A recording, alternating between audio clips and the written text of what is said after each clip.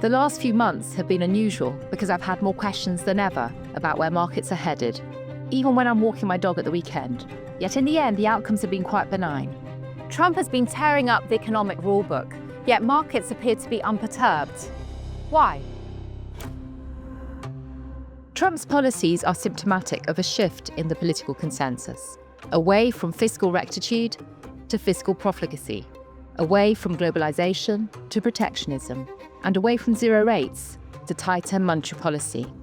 One of my favourite books is Play a Piano by Kurt Vonnegut, and in this book, one of the characters states, "Without regard for the wishes of men, any machines or techniques or forms of organisation that can economically replace men do replace men.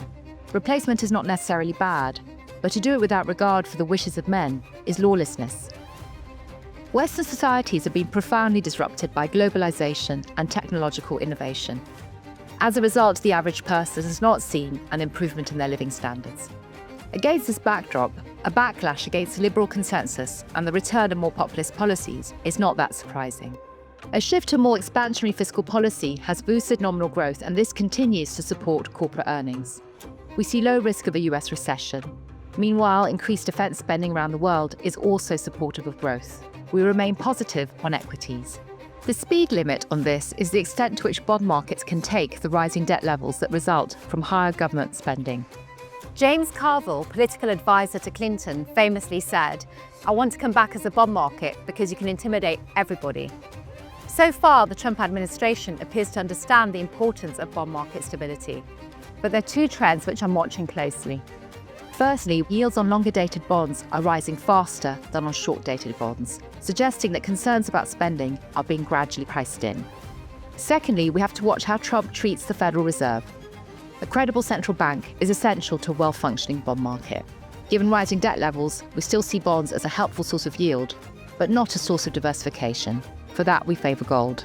Finally, a word on the US dollar. Speaking to clients around the world, it is evident that strategic allocations to the dollar are being reviewed.